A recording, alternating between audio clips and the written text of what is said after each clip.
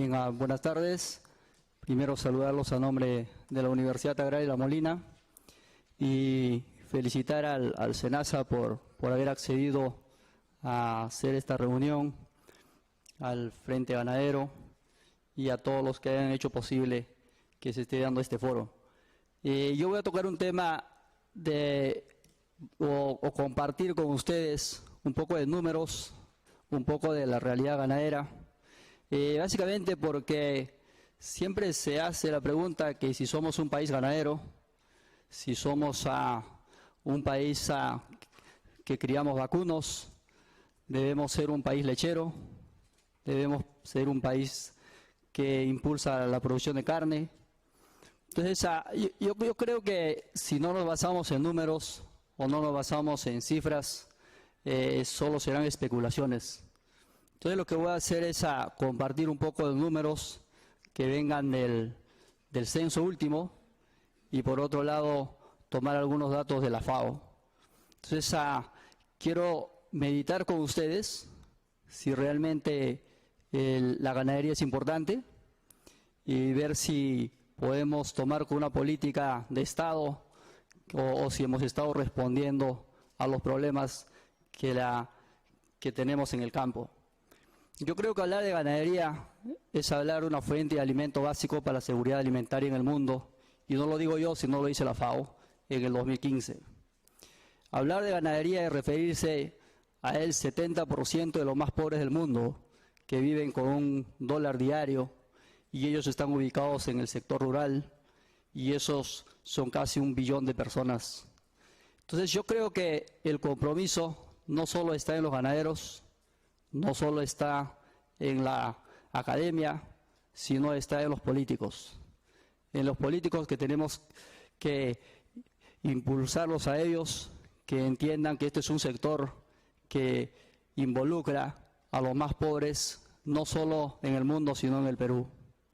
Hablar de ganadería es hablar de una parte donde se ve la parte de estrategia social, económica, cultural, y es el que fija al hombre al campo y es el que le da el ingreso día a día, más aún cuando uno habla de producción de leche. Es el que conserva los valores culturales y tradicionales de un país. Entonces ahí viene el compromiso que tenemos que entender los que nos toca dirigir las políticas del Estado. Acá tenemos unos números que nos tienen que hacer reflexionar cómo anda el Perú con respecto a América Latina y con respecto al mundo. Tenemos nosotros cómo ha ido creciendo el país, ha subido de 2 millones a 30 millones, el mundo también ha ido creciendo ahí. Tenemos un tema de obesidad en el país que involucra casi al 50% en esa población. La pregunta cae, ¿qué es lo que estamos comiendo? ¿Realmente estamos comiendo bien con respecto a América Latina, con respecto al mundo? Lo que vemos es, si bien es cierto, ha bajado la desnutrición, todavía vamos por debajo de la región. La región anda en un 6% y nosotros andamos en 8%. Pero miremos un poco el tema de calorías que consumimos. Necesitamos alrededor de 2.500 kilocalorías y comemos 2.700. Estamos comiendo un 19% más de kilocalorías que necesitamos y eso es lo que nos está llevando a esta obesidad. Y obviamente estamos en la misma tendencia de América Latina y el mundo. Pero lo que quiero ir es acá. Queremos ver cuánto de la energía que consumimos viene del origen animal. Andamos por debajo de la región y por debajo de lo que come el mundo. También veamos cuánto de energía comemos por carne. Comemos 4 veces menos que la región y 4 veces menos de lo que come el mundo. También cuando vamos a leche, comemos la mitad de lo que toma la región y la mitad de lo que come el mundo. ¿Qué quiere decir esto? Lo que necesitamos es impulsar mayor producción de carne, necesitamos impulsar mayor producción de leche, porque estamos teniendo una población sí, un poco obesa, pero lo que estamos es teniendo una población que no se está alimentando bien. Y eso es nuestro compromiso, no solo de los que criamos ganado o los que estamos en la academia nuevamente, sino del Estado. Yo creo que estas cifras nos deben animar, nos deben hacer que tengamos un mayor compromiso con el sector. Cuando vemos cómo va viendo la producción de leche o la producción de carne, observamos que los países desarrollados van bajando un poco y los países en desarrollo suben. Pero si nosotros vemos nuestros propios números en el Perú, vamos a ver que la producción de carne, el consumo de carne se ha mantenido, no hemos subido tanto como sí han subido otros países. Este es un gráfico que nos debe llamar mucho a la reflexión. Este es un gráfico que nos dice cómo andaba la población rural hace los años 60 y la población urbana en los años 60. Lo que hemos visto es que ahora la población rural no ha subido, pero la población urbana sí. Cuando nos proyectamos a los 50, vamos a observar que la población rural se va a mantener, pero la población urbana ha crecido tremendamente. Y eso creo que es el potencial que tenemos y eso es el futuro que tenemos los que estamos en el sector, porque vamos a tener que alimentar a toda esta gente con la misma cantidad de tierras que vamos a tener y tal vez con menor cantidad. Y esto lo que nos obliga es a producir más. Es a producir más porque no estamos produciendo lo suficiente. Cuando vemos cuánto de carne se produce en función a las especies que van aportando, vemos que la producción de vacunos sigue siendo importante desde hace muchos años y seguirá siendo importante, porque la que tenemos en azul es la cantidad de carne que se produce de vacunos, el de acá es aves y lo que está en amarillo es ovinos y caprinos. Entonces es un sector que sí genera fuente de energía para el consumo que venga de proteína de origen animal. Estos son los países que más producen leche y los que más producen carne. Nosotros no estamos dentro de esos países, nuestros vecinos son los países que mucho más producen. Cuando uno ve cuántos animales tenemos, vamos a ver que Brasil anda por los 200 millones de vacunos, mientras nosotros tenemos 5 millones de vacunos. Este es un tema que debe hacernos reflexionar como un tema de región. Si nosotros tenemos la producción mundial, vemos que la cantidad de vacunos en América Latina es alrededor de 488 millones, le sigue muy de cerca el Asia y después vienen las otras regiones. Y esa misma tendencia va a haber en lo que es la producción de carne. Entonces eso nos compromete porque nosotros tenemos la mayor cantidad de vacunos. Pero yo quiero que nos detengamos en este cuadro. Cuando solo bajamos a América Latina, observamos que América del Sur tiene 3 veces más ganado que América del Norte. Eso significaría que nosotros deberíamos producir 3 veces más carne que ellos. Sin embargo, cuando vemos la producción de carne, casi producimos lo mismo. ¿Qué significa eso? Que por cada animal que ellos tienen, producen lo que nosotros producimos con 3 animales. Eso no debe desanimarnos, sino todo lo contrario, nos debería decir, eso es el techo que tenemos. Podemos triplicar nuestra producción si somos más eficientes. ¿Qué hacen ellos? Lo que ellos hacen es enviar al camal animales que están alrededor de 15, 16 meses, una mitad, y la otra mitad lo mandan a los 18, 20 meses. Nosotros estamos mandando al camal animales que están por encima de 2 años o 3 años. Entonces ahí estamos perdiendo dinero, estamos siendo ineficientes y podríamos generarle más rentabilidad al sector si empezamos a copiar un poco lo que ellos hacen, que no es nada difícil. Otro tema que nos debe llevar a la reflexión como país es cómo hacemos para sacar esto, para sacar ese número que nos tiene ya de décadas. Estamos consumiendo alrededor de 5 kilos de carne de vacuno por año, mientras hay países de la región que consumen mucho más. Y yo siempre cuando veo estos números digo, ¿cómo esto nos asocia con el fútbol? ¿Acaso será que esto es uno de los temas que nuestros deportistas vienen mal nutridos desde jóvenes y obviamente cuando tengan que competir saltan los dos a cabecear y los 2 goles que nos hacen ayer son justamente de cabeza? Entonces eso no es pura coincidencia, ese es un tema que sí afecta porque hay que alimentar bien a nuestros niños para que puedan estar bien fuertes y puedan tener una vida mucho más sana cuando sean mayores. Entonces yo creo que estos temas deberían llamarnos a la reflexión para generar políticas y tener un mayor compromiso nuevamente no solo de los ganaderos, sino del Estado. Decía yo, ¿cómo andamos en cantidad de animales? Nosotros tenemos nuestros vecinos como Brasil, que tiene casi más de 200 millones de vacunos. Cuando ponemos estos números, Perú está muy abajo y no se nota. Entonces hay que desaparecer estos dos grandes para ver cómo andamos. Y ahí aparecemos en el tercero, mirando de abajo. Entonces, esto es lo que tenemos. Estamos abajo, hace tiempo, hace muchos años. La pregunta es, ¿debemos aumentar? ¿Debemos crecer? ¿Debemos mejorar? La respuesta es sí. El problema es, como más adelante vamos a ver, cómo está estructurado la producción, cómo está estructurado nuestros productores y qué tanto hemos hecho para tener una política eficiente. Cuando vemos cómo han ido los índices de producción, vemos que han aumentado un poco los animales, hemos aumentado la producción de leche, de carne, de pescado, pero cuando vemos carne y leche en términos de importación y exportación, lo que vamos a observar es que estamos importando cada vez más leche y cada vez más carne. Se decía hoy día que estamos exportando leche. Habría que preguntarnos cuánto de esa leche que exportamos la producimos acá, o cuánto de esa la traemos, la enlatamos y la mandamos fuera.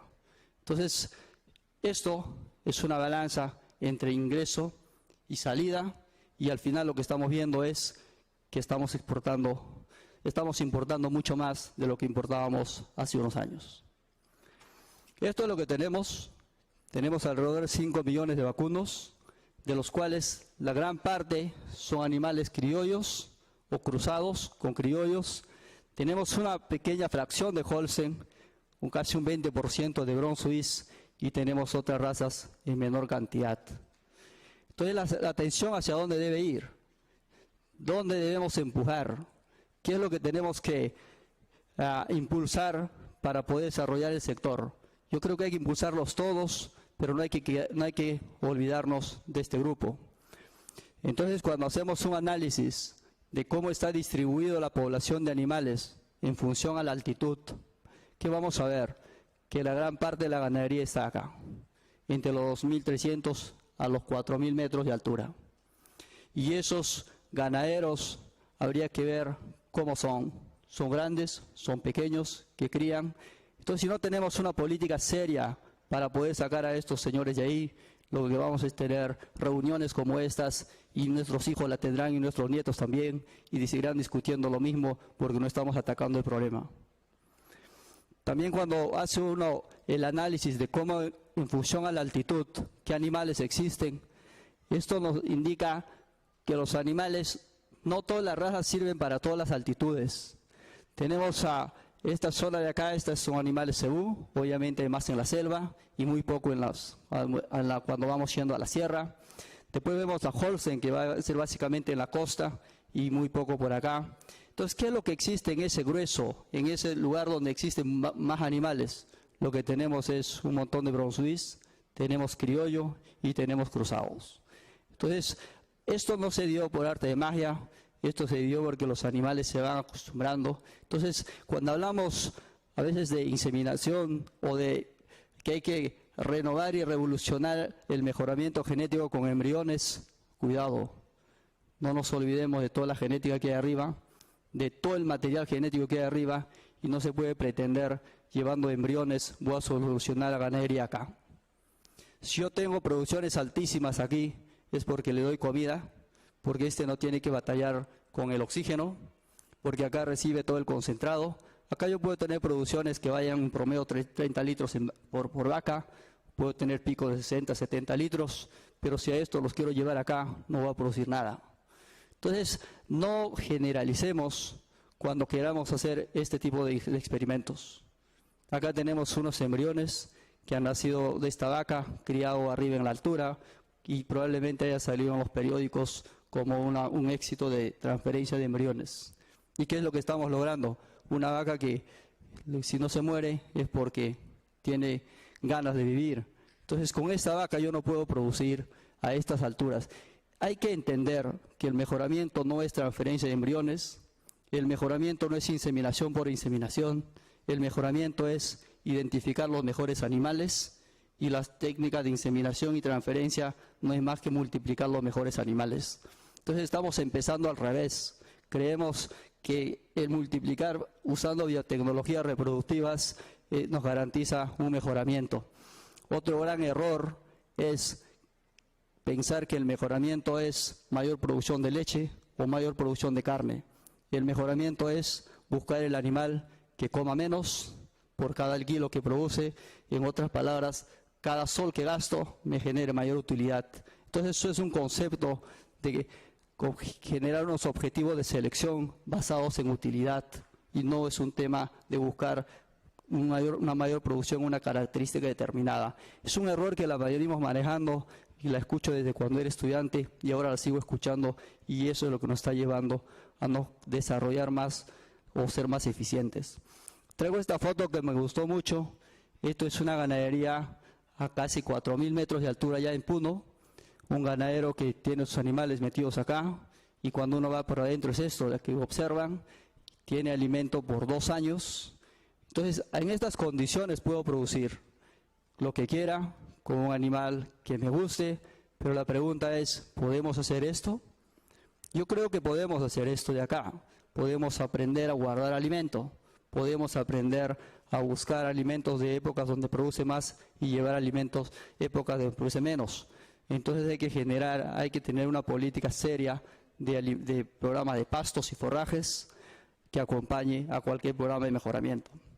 Tenemos 18 millones, me dicen que John Chauca había presentado ya este número.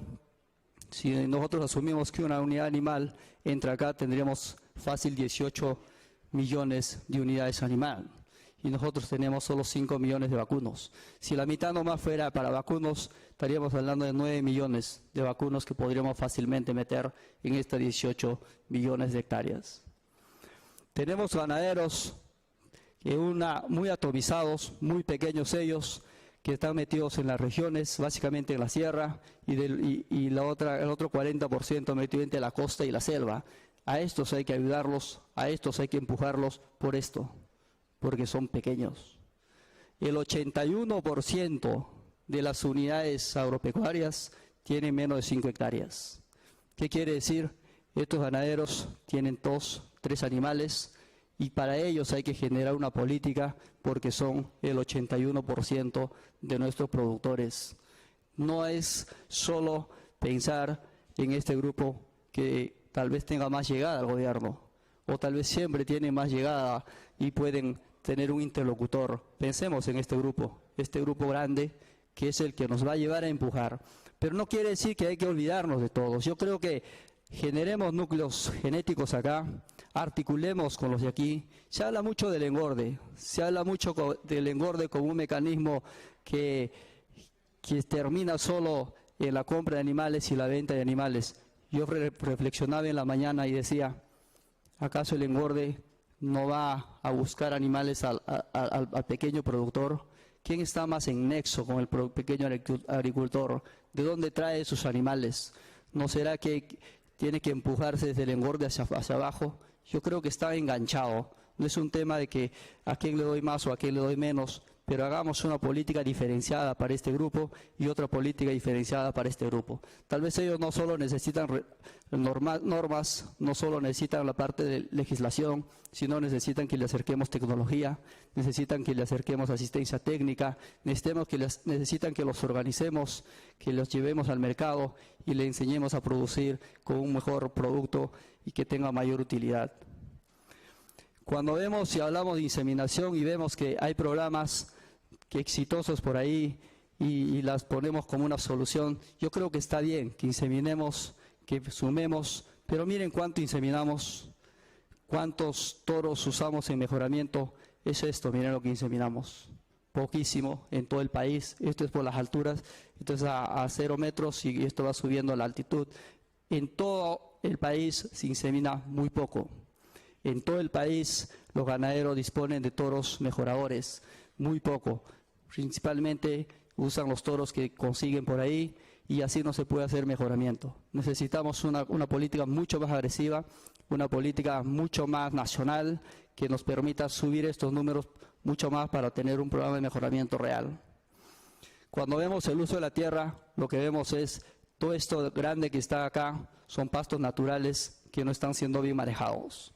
¿Dónde es que tenemos que tener más ganado? ¿Dónde es que tenemos que producir más? En toda esta zona que se ve acá, que son pastos que no están rindiendo lo que rinden porque no se están manejando bien. Tenemos una actividad que solo el 60% se dedica a la actividad propiamente y el resto lo que hace es busca sustentar con otras actividades complementarias. Entonces tenemos un sector que no está muy involucrado en un 100% justamente porque están en subsistencia y necesitan hacer otras cosas. Entonces este grupo lo que va a tener es una actividad no muy eficiente porque tienen que salir a buscársela porque no les da la ganadería. Tenemos un sector muy poco educado. ¿Cuántos tienen educación superior? Muy pocos. La gran mayoría tiene primaria y algunos ni siquiera han ido a la primaria. Entonces, ¿cómo yo le pido a este sector grande que vaya a competir en un libre mercado? ¿Cómo le digo, oiga, anda, ponte tú a vender tus productos, el mercado te va a definir tu precio y tú buscas la tecnología cuando tienes 2 animales y tienes que buscar con qué empadrar? Entonces, ¿cómo me busco un toro que le va a salir muy carísimo para una vaca? Ni siquiera sabe dónde ir porque ni siquiera sabe buscar internet. A estos tenemos que apoyarlos. Yo no digo que hay que subsidiarlos. Lo que sí hay que hacer es, hay que llegar más, hay que organizarlos, hay que empujarlos para que empiecen a ser más rentables y puedan vivir un poco más de la actividad que hacen. Cuando vemos qué prácticas ganaderas hacen, observamos que el 25% de los ganaderos no hacen nada. No vacunan, no desparasitan y ni siquiera hacen ningún tipo de manejo. Entonces, ¿cómo va a pedir eficiencia si estos no hacen nada más que crían sus animales y creen que por arte de magia van a producir? Entonces necesitamos acercarnos a ellos. Estos son los índices que en los trabajos nos reportan. Este es en Ayacucho, este es en Puno. Estamos lejísimos a los índices teóricos. Esperamos que las vacas paran a los 24 meses y miren a qué edad están pariendo. Deben estar pariendo cada año y miren, tenemos más de 100 días de pérdida o más de 100 días que alimentamos nuestros animales y no producen, con unas producciones muy bajas. Entonces tenemos mucho por mejorar. Se habla que en la costa se producen 30 litros diario, pero lo que se están produciendo no es más que 6 o 9 litros en la sierra, y esto es nuestra realidad y esto la podemos duplicar si nosotros hacemos un programa nacional. Tenemos que preocuparnos en este grupo de los que tienen menos de 10 cabezas, que es el 88% de los ganaderos en el Perú, que son grandes y hay que hacer algo por ellos. Hay una pregunta siempre: ¿qué criar? ¿Qué genotipo hacer? ¿Qué razas traer? Entonces, lo primero que hay que ver es qué cosas tenemos en el mundo. Acá hay un concepto que en Perú, creo que por mala suerte no adoptamos las razas que debíamos adoptar. Esto es lo que hemos aprendido siempre: clasificar los europeos versus los cebú, pero una clasificación mucho más eficiente en términos de eficiencia de animales es clasificarlas en razas pequeñas y razas grandes. Tenemos animales pequeños, tenemos animales grandes, y si nosotros vemos, vamos a tener básicamente estos animales en el Perú. Pero ¿cuál es el problema de estos animales? Es que comen más, tiene un costo de mantenimiento mucho más grande. Estos animales de acá salen mucho más rápido. Yo puedo mandar a animales de 14, 15 meses al camal. Estos animales los voy a tener que esperar hasta los 20, 21, 20, 24 meses. Ahí estoy perdiendo más o menos 5 a 6 meses y están comiendo mucho más. Entonces yo puedo sacar novillos y cantidad de carne mucho más marmoreadas a una menor edad. Tengo un costo de mantenimiento menor. Entonces estos animales son bastante eficientes y nosotros preferimos estas. También es importante ver, cuando hablamos de Brown Swiss, cuáles son de leche, cuáles son de doble propósito y cuáles son de carne. Hoy en día estamos inseminando en las alturas con animales de estas y ya los ganaderos están empezando a tener problemas de mal de altura, problemas que las vacas no se reproducen porque se enflaquecen demasiado. Entonces nos estamos yendo mucho hacia allá. Entonces hay que ver acá de dónde traemos semen. Y acá viene un tema de importación. Tenemos datos que se nos mostraron a la mañana, nos decían que gran parte del semen viene de Estados Unidos, es verdad, y viene este animal. El problema es que necesitamos también que venga de Europa. necesitamos abrir mercados de ciertos países claves de Europa y ahí de pedir al SENASA que junto con los importadores y los ganaderos busquen los países claves para poder viabilizar y traer esos animales que necesitamos. Es lo mismo con Simmental. Hablamos ahora que el Simmental está conquistando la sierra, pero el Simmental lechero viene de Europa. También tenemos el Simmental de carne, que no da nada de leche solo para sus crías. ¿Y qué está haciendo el ganadero de hoy? El ganadero de hoy lo que hace es, como no encuentra semen de Europa, lo que hace es usar el semen de Canadá o el semen de Estados Unidos, y lo que está metiendo a sus animales es un animal de carne y espera producir leche y no les va a conseguir nada. Entonces, ante eso tenemos que empezar a ver cómo abrimos la puerta, cómo hacemos que se pueda traer semen y poner más disponible a los ganaderos. Esto es lo que tenemos en el Perú, animales que no hay que envidiar, animales a Flevi, esto es en Cutervo, que realmente son animales de altísimo valor, que en esta feria se vendió a más de 30.000 soles un toro, ¿no? A esos niveles están llegando porque no existen, porque están muy escasos. Tenemos vacas lecheras allá en Juliaca, o esto es en Ancash, vacas de un altísimo valor, pero necesitamos refrescarlas. Necesitamos traer el Brown Swiss europeo y para eso necesitamos abrir un poco más la frontera. Rajas lecheras tenemos varias. Acá tenemos a cualquiera de estas. En Holstein no hay mucho problema porque tenemos fácil entrada de semen de Estados Unidos. Acá tenemos cierto problema en la parte de Europa, entonces necesitamos trabajar más en eso. También sería bueno pensar un poco más e innovar. ¿Innovar en qué? ¿Por qué no pensamos también producir con cruces? ¿Por qué no solo nos quedamos acá? Tal vez estas vacas son mucho más eficientes. Un toquecito de estos cruces no estaría mal. Necesitamos generar animales para condiciones de la sierra, principalmente porque nadie va a producir genética para nosotros arriba.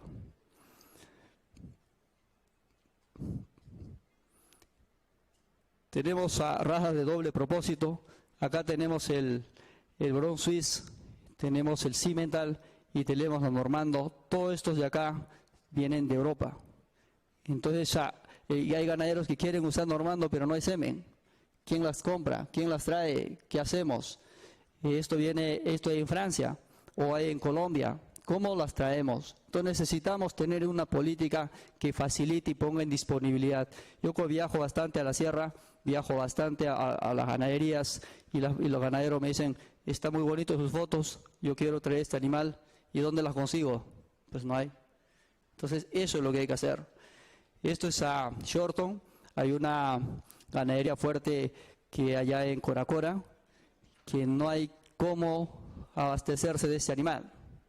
Entonces necesitamos trabajar también para algunos nichos donde existen ciertas razas que no tienen cómo refrescar su ganado y poder acercarles un poco. ¿Qué podemos producir con ese animal de doble propósito? Leche y carne. Entonces podemos ser mucho más eficientes. Podemos producir esas 3 veces más de lo que producimos hoy, así como lo hacen los otros países. Raja de carne, igual, tenemos acá al Simmental, tenemos al Blonde. Obviamente lo que necesitamos es un Simmental de doble propósito. El Blonde también es de Francia. Entonces necesitamos abrir el mercado de Europa. Y estos de acá sí los podemos tener fácilmente de Estados Unidos. Entonces así sí podemos producir animales como estas, que a los 14, 15 meses están yendo al mercado con altísimo valor, que no estén lo que necesitamos es copar ese mercado de importación.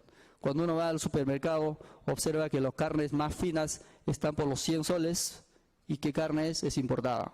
Ese mercado es la que tenemos que abastecer y eso solo se puede abastecer con este tipo de animales. Para la selva necesitamos a este animal que es un Santa Gertrudis. Hay un ganadero que tiene allá en Oxapampa que a gritos está esperando semen para esta raza y al no conseguir lo que hizo es comprarle a uno de los que trajo por contrabando y usó 80 pajillas, no preñó ninguna y trajo para acá el banco de semen para evaluarla y todos estaban muertos. Eso es lo que estamos consiguiendo. Al cerrar la puerta y le decimos no, lo que estamos consiguiendo es que el contrabando se dé, que el ganadero no tenga la garantía del producto que está comprando y termina siendo estafado como este ganadero. Necesitamos a GIR. ¿De dónde viene este GIR? Viene de Brasil. Entonces busquemos un protocolo de Brasil, facilitemos las cosas. Hay productores o importadores que se paran años y años queriendo importar esto y no pueden y se cansan y lo dejan y ya no traen más.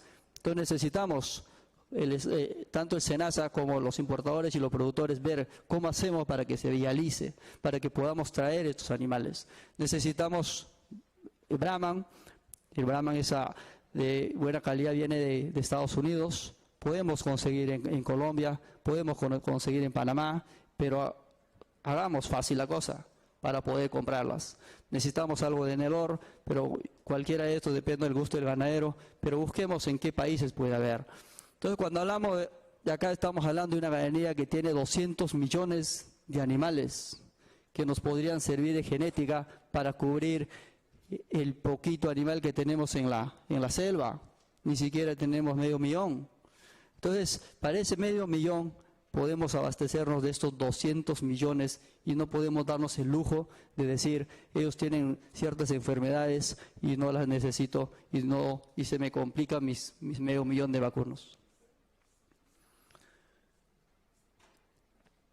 Cuando hablamos de embriones, yo creo que esta sí puede ser viable y para esto sí podemos usar los proyectos de embriones. ¿Para qué? Para generar animales de este tipo. Yo he hecho unos cuantos trabajos para ver si es rentable este tema con mis alumnos ahí que se gradúan en gestión y sí resultan rentables. Para acá sí funciona el proyecto de embriones. Producir embriones in vitro, sacar estos embriones y poner en vacas y sacar animales más comerciales para producir de leche. Yo no sé por qué hasta ahora no se hace eso, yo no sé por qué no se aterriza en eso. Se sigue jugando con tema de clonación. Entonces la pregunta es, ¿voy a clonar?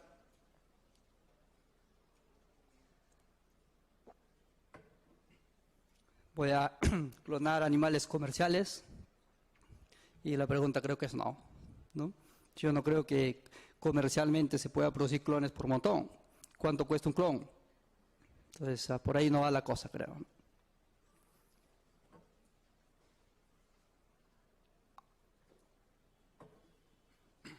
Entonces necesitamos producir carne en la selva, no solo con animales puros, sino con animales cruzados. Estos animales crecen más rápido, nos dan más volumen de carne y podrían ser mucho más eficientes. Y en la sierra, ¿qué hay que hacer? Hay que rescatar al criollo, hay que hay que buscar genes resistentes a la altura. Ahora, escuchando la charla del doctor Delgado, me parecía interesante cuando dice que los criollos son más resistentes a la licuya o a la fasciola.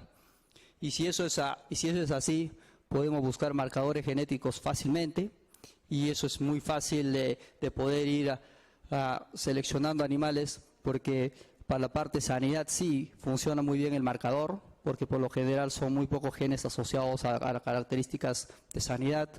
Entonces, eso por ejemplo podemos hacer. Necesitamos recuperar los genes de estos animales para programas de mejoramiento, porque estos tienen genes de mal de altura y eso lo tenemos que hacer nosotros. Entonces hay una deuda muy grande con los ganaderos de aquí y tenemos que hacer algo desde los diferentes niveles de decisiones. Como comentario final, creo que se necesita implementar una política nacional ganadera que articule a todos los entes de producción. Necesitamos establecer un programa de mejoramiento genético, pero un mejoramiento animal, pero ¿qué involucra esto? Tener los comités regionales de productividad bien hechos y bien articulados. Necesitamos tener un sistema de registros genealógicos del Perú que nos centralice los registros de los animales, pero en asociaciones grandes o en un solo sistema en aquellos que tienen asociaciones muy pequeñas, pero no estar dividido por todos lados, porque los registros deben ser como el DNI. ¿Y estos para qué sirven? Estos dos lo que sirven son para hacer evaluaciones genéticas. Ahora nosotros en el programa de mejoramiento, acaba de llegar el ingeniero Almeida indicándome que ayer ha entrado Puno con productividad lechera, con más de 15 ganaderos, y me parece muy bien. Después de muchísimos años vamos a tener control lechero en Puno. Tenemos hace un mes instauramos a control lechero en Ayacucho y eso también va a generar información para poder trabajarla. Ha entrado Huancayo, tenemos La Libertad, tenemos Lima. Entonces necesitamos seguir sumando más regiones. Ahí necesita el gobierno articular más para ver cómo entran todas las regiones. Pero ¿para qué sirve todo eso? Para tener un sistema de evaluaciones genéticas.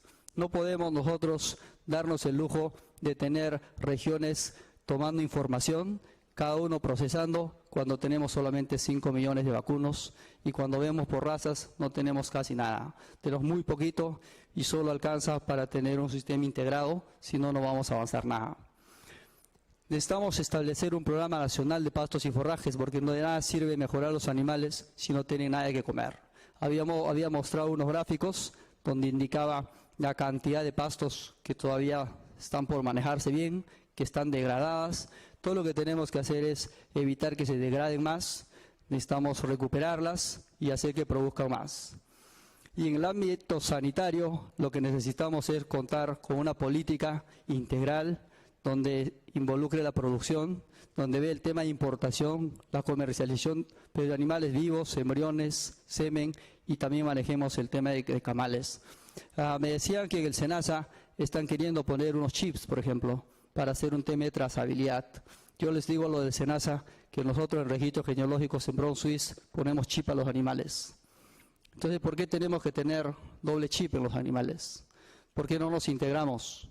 Porque hoy los chips que se ponen a los registros genealógicos no sirven para seguir metiéndole toda la información en la parte sanitaria, porque no le metemos todos los tratamientos de antibióticos y todo lo que le ponemos a esos animales y así podemos empezar a tener un sistema de trazabilidad del producto y el consumidor va a saber qué es lo que está comiendo. Entonces, integremos eso, no necesitamos tener animales donde el registro genealógico le pongan chip y el SENASA le ponga el chip también, porque en una sola podemos meter mucha información. Miren todo lo que podemos hacer si nos integramos y ojalá que ahora con la Dirección General de Ganadería pueda haber un tema de integración y eso nos permita generar una política ganadera que nos permita crecer. Con esto, muchas gracias.